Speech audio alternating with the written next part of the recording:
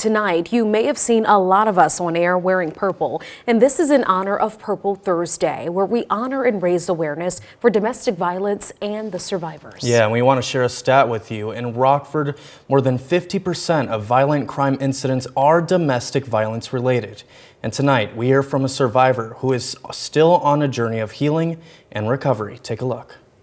Nothing could prepare me for what has happened over the last 4 years. And now I understand why victims go back. Lauren separated from her ex-husband almost 4 years ago after years of abuse. Things started off okay. She met him when she was only 19 years old. When I got pregnant, things started to change. He was more controlling. I would definitely say he would get angrier. After bringing her daughter home from the NICU, nothing could prepare Lauren for what came next. A lot of my stuff from my apartment was gone. I was left with no money. I was left with nothing, essentially. And he was asking for custody visitation of our youngest. I was young. I had no idea how the court process worked. And that's kind of where the control started. Over the years, Lauren says his controlling and manipulative ways only grew. I would like to tell you that that was it and that I left, but that wouldn't be truthful. Even though Lauren separated from him several times, something brought her back on 4 different occasions. While I had an order of protection in place, he would message me, come back to me. He would make promises. It's going to be better. And so I went right back. Now, it was okay for a while. And then the cycle started again. You mentioned you now know why women go back, that you never knew before. What is that you know now? Because they can't let go. They can't let us move on with our lives.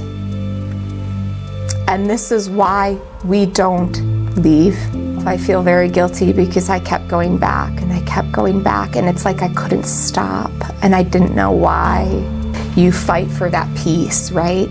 If I just make my abuser happy, I will get that peace, even if it's just for a minute or a day.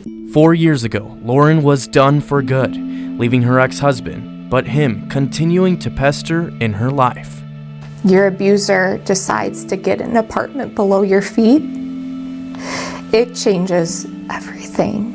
You have nowhere to go. You have nowhere to hide. And that is the best way to describe domestic violence. Now she is happily remarried, but there are still nights that haunt her. I'm never gonna go back. Lauren has this photo of her grandmother, who died at the hands of domestic violence. Her name is Shirley. My grandmother that's pictured here tried to leave so many times. I knew I wanted to break that cycle. I just had no idea where to start or how to stop. Lauren sharing advice for other survivors who are struggling to leave their situation. When you cry yourself to sleep tonight, wondering why you're not leaving or why you went back, just know that it takes time. And has advice for those who know victims of domestic abuse. Believe them. Listen to them. That cycle is very hard to break. Just because it took somebody 2 or 3 times to leave doesn't mean that their story isn't true, doesn't invalidate the abuse that they have been through just because they chose to go back. And a very, very powerful story there. Lauren wants to thank the Family Peace Center for helping her get back on her feet.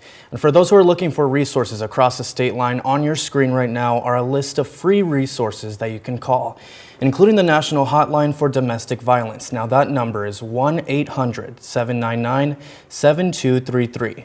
Now you can also text or search online across the states and country for help.